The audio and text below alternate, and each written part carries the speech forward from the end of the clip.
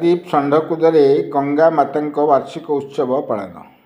Paradip 19 number ward Sandhakud ବସ୍ତିରେ ଗଙ୍ଗା ମାତାଙ୍କ ବାର୍ଷିକ ଉତ୍ସବ ମହାଡମ୍ବରରେ ପାଳନ କରାଯାଇଥିବା ବେଳେ ଏହି ପୂଜାରେ ବସ୍ତିର ଶହ ଶହ ଲୋକେ ସାମିଲ ହୋଇ ମାଙ୍କ ଆଶୀର୍ବାଦ ନେବା ଲକ୍ଷ୍ୟ କରାଯାଇଛି।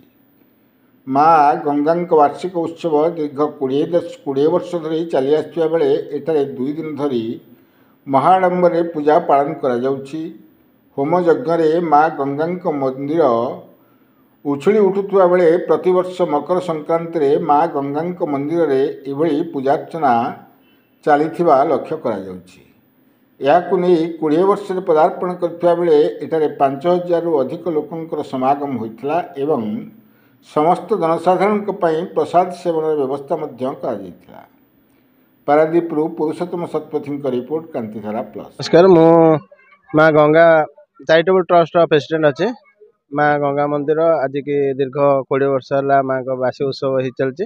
प्रति वर्ष मकर संक्रांति रे माँ का जन्मदिन से दिन आमर कमिटर समस्त पिला माँ का पूजाटी को बहुत आडम्बर सहित पालन करते।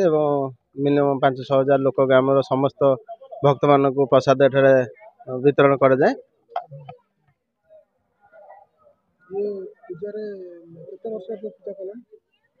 आम यहाँ दीर्घ 20 वर्ष है कर पूर्व तो होता कि आम 20तम वार्षिक उत्सव कर पालन कर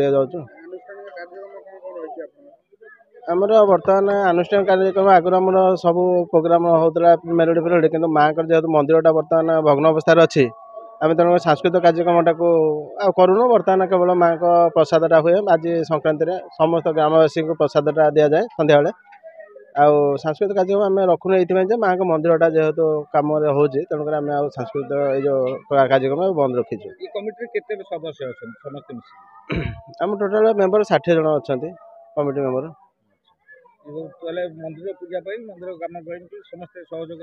हाँ सब आम मेम्बर मैंने बहुत माँ का मंदिर सहयोग करती। बस्तर लोक भी सहयोग भिक्षा कल देवे माँ को सब अच्छा।